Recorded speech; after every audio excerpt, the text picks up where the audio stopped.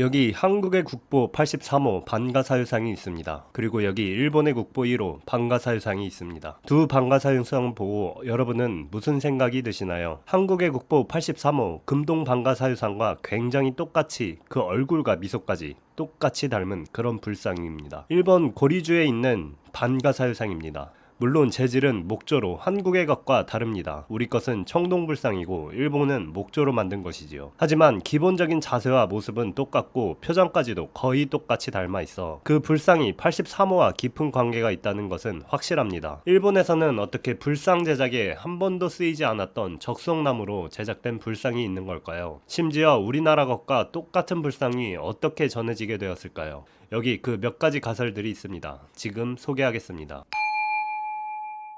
국립중앙박물관의 사유의 방에는 두 점의 국보급 불상이 전시되어 있습니다. 그중 하나인 금동 반가사유상, 즉 국보 제83호는 높이 약 90cm에 달하는 청동불상으로 7세기 신라에서 제작된 것으로 추정됩니다. 이 불상은 섬세한 주조기법을 통해 완성되었으며 삼상관을 쓰고 무릎 위에는 한 손을 얹은 반가 자세를 취하고 있습니다. 특히 입가에 머금은 은은한 미소와 살짝 숙인 고개, 그리고 다소 독특한 디테일, 오른쪽 엄지발가락의 자연스러운 굽힘은 이 불상이 단순히 사유하는 모습을 넘어 내면의 깊은 수행 상태를 상징한다는 해석이 가능합니다. 놀랍게도 일본 교토의 고류지에 있는 국보 1호 목조 반가사유상은 이 83호와 자세, 손의 위치, 표정 등에서 거의 동일한 형태를 하고 있습니다. 하지만 두 불상 사이에는 분명한 차이도 존재합니다.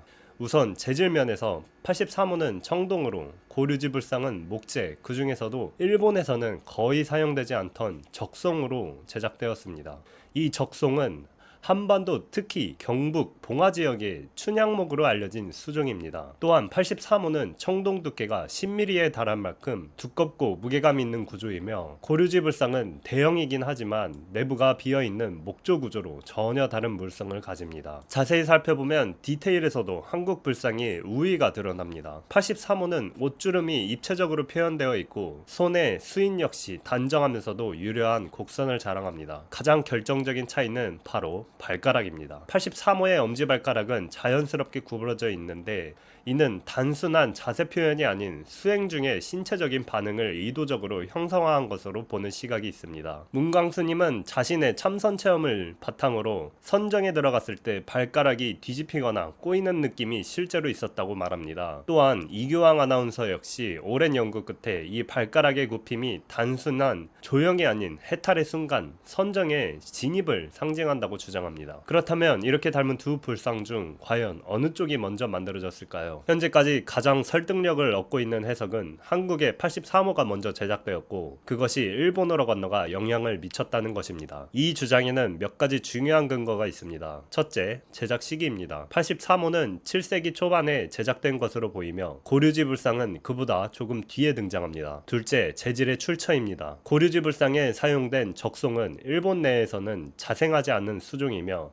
한반도에서만 나기 때문에 일본 내 장인이 이를 사용했을 가능성은 매우 희박합니다. 셋째, 문화교류의 맥락입니다. 고류지는 신라계 인물이 창건한 절로 고대 한일 간의 문화적 연계가 매우 활발했던 시기였습니다. 당시에는 신라와 백제의 불교 문화가 일본으로 활발히 유입되고 있었고 실제로 신라에서 불상을 선물했다는 기록도 일본 서기에 남아 있습니다. 이에 대해 일본 학계 일부에서는 고류지 불상이 오히려 원형이라는 주장을 펼치기도 했습니다. 하지만 디테일의 정교함, 조형의 완성도, 그리고 결정적으로 문화재의 재료까지 고려할 때 한국의 반가사유상이 원형이고 일본은 그 영향을 받아 제작했다는 것이 보다 자연스럽고 설득력 있는 해석입니다. 이러한 차이와 유래의 흐름은 단지 불상의 유래에 그치지 않습니다. 이 불상은 불교적 정신세계, 즉 고유한 선정과 그 안에서 피어나는 자비와 지혜를 담고 있으며 한국 불교 미술의 뛰어난 예술성과 철학적 깊이를 보여주는 대표적인 상징물입니다. 사유의 방에 들어서서 이 두 불상을 마주할 때 우리는 단순히 고대 조각을 감상하는 것이 아니라 그 안에 담긴 사상과 역사, 기술, 그리고 수행의 정수를 맞이하게 됩니다. 이 불상이 누가 먼저 만들었는가라는 질문을 넘어 누가 더 깊이 생각했는가, 누가 수행을 담았는가를 묻고 있는지도 모르겠습니다.